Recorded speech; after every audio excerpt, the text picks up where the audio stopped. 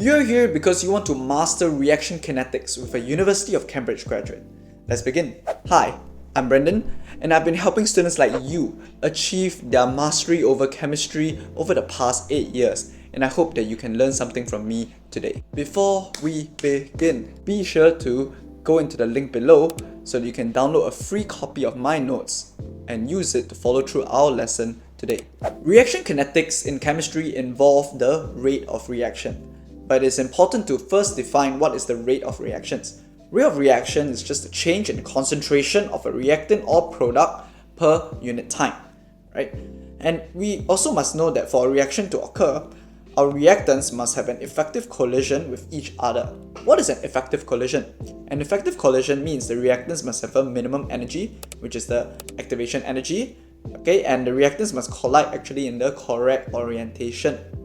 So with that, we can actually dive into our factors that affect our rate of reaction over here. This flow chart over here shows you the step-by-step answering technique in answering a question when they're asking how does a certain factor affect the rate of reaction.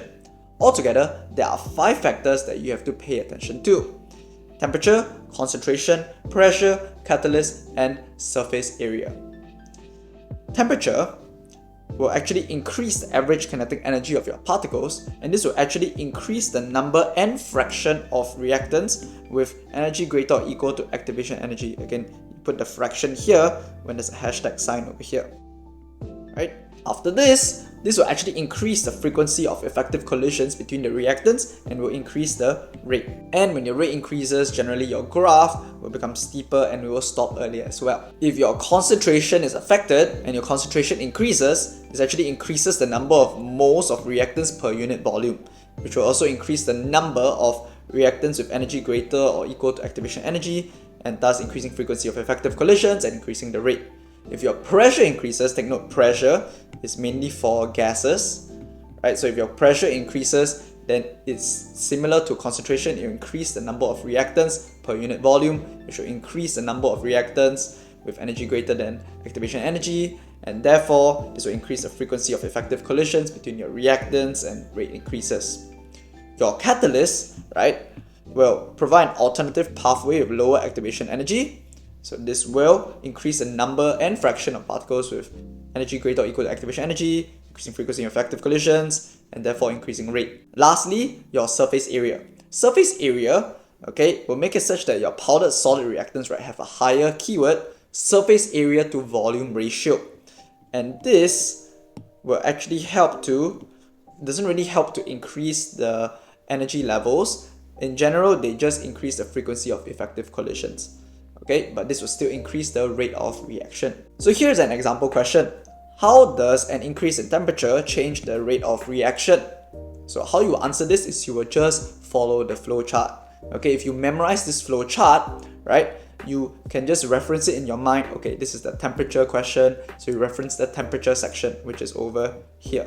And then you will just follow that flow chart. So this increase in temperature will increase the average kinetic energy of your reactant particles, which would increase the number and fraction of reactants with energy greater or equal to activation energy, thereby increasing the frequency of effective collisions between reactants, and thus the rate increases. So this is the very foolproof way and the simplest way to answer your reaction kinetics question whenever factors are involved. Next, we need to know the definition of a catalyst.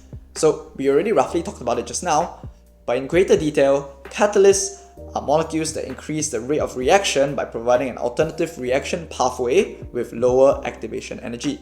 And very important, they remain chemically unchanged at the end of the reaction. So what are some characteristics of our catalysts? Our catalysts change the rate of reaction while remaining chemically unchanged. They do not affect the yield of the reaction, okay, because they only just increase rate. Only a small amount of catalyst is needed to speed up the rate of reaction, and many catalysts are actually just transition metals because transition metals have variable oxidation states. So if you look at this diagram over here below, right, if you draw your energy profile diagram, right, as we learned in our chemical energetics lecture, I recommend you check that out, okay, if you haven't watched that yet, right, your catalyst is going to provide an alternative reaction pathway with lower activation energy. So the new reaction, right, will have a lower activation energy. So the hump, right, in your energy profile diagram will be shorter.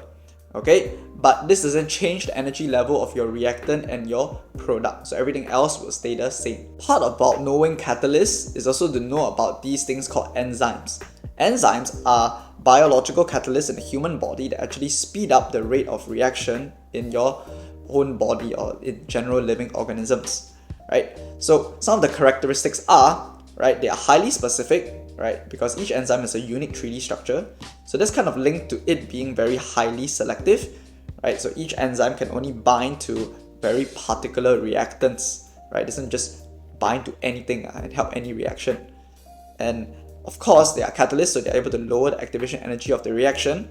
But something unique about enzymes is that they actually are very sensitive to temperature and pH changes. So if you see in the graph below, right, these are two graphs which I've drawn that help to depict what happens to the rate of enzymatic activity when temperature or pH changes. As you see on the graph of the left, okay, if temperature increases, right, the rate of enzymatic activity will increase, right, because of course the molecules have greater energy levels, right? But then after a certain point, right, it drops very, very fast, okay, because this is a part or this is a temperature where the enzymes actually denature, right, because it gets too hot. So that's why enzymes are very, very sensitive to temperature itself. It could help them, but at the same time, it could also denature them and cause the enzyme activity. For pH, you can look at the graph on the right. Okay, as pH increases, you realize enzyme activity can increase, and then it just can decrease again if the pH is too high. Fun fact, your enzymes actually work at very specific pH levels. For example, in the stomach, right, where it's very acidic because you got all your gastric acids, right, these enzymes that work in the stomach, okay, actually have very optimum pH levels that are very, very low. Okay, so next we want to know about some experiments, right, that are used to determine the rate of reaction. So a very common one is like this one, for example, where you can actually measure the volume of your product, which is your gas. For example, if you do an acid plus carbonate reaction, right, then you collect the gas in a graduated gas syringe, right, you can plot a graph of volume of gas against time over here. Okay, you realize that the rate actually is very fast and it will slowly decrease because you don't have as high a concentration of reactants as the reaction proceeds, right, until it plateaus at a certain point, which is, well, obviously this is like the maximum amount of gas that is being produced over here. Okay, the same reaction can be done, okay, but on electronic balance. So in this case, we're letting the gas escape, right? And when the gases escape, you're letting atoms and matter flow into the air, and it won't be part of the mass anymore, right? So because of this, your mass overall will just decrease. And then this is just another graph that you can plot for this kind of experiment.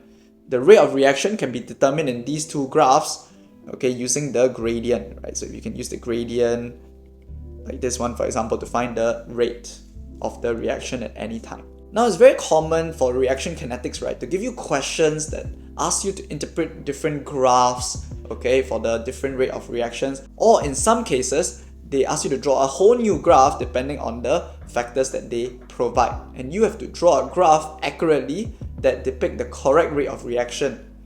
So, for example, we look at this case over here. When you are measuring the volume of the product, which is a gas, right, there are three different graphs that you can plot over here, right?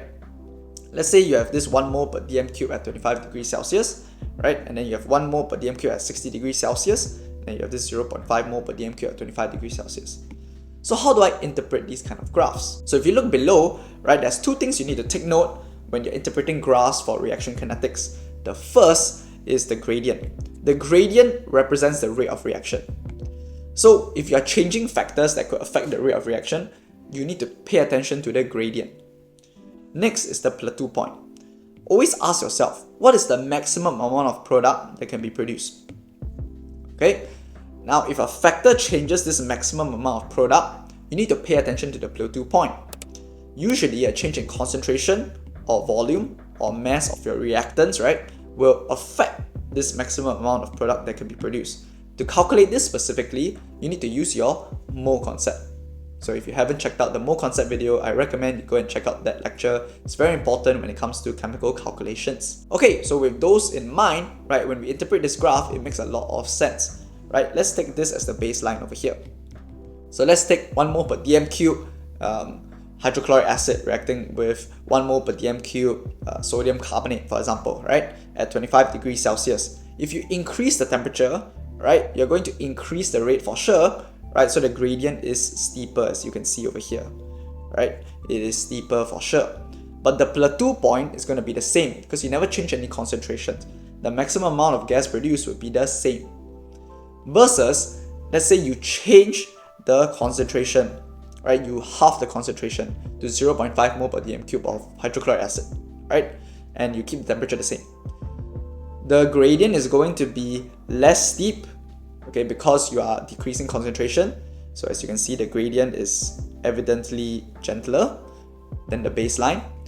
But your plateau point this time is going to be half because you are halving the concentration, right? And if that's assuming it's the limiting reactant, right, you will produce half the maximum amount of volume of gas. Okay, so it's very important to apply your knowledge when it comes to interpreting graphs for rate of reaction questions, because it's very easy to be asked on how to interpret these graphs during the exam. If you enjoyed today's video, do remember to click the subscribe button so that you can enjoy more free content from us and improve your chemistry with us together. If you want to join my community of students to learn more secret formulas to acing chemistry, do check us out in the link below and sign up for a free trial class today.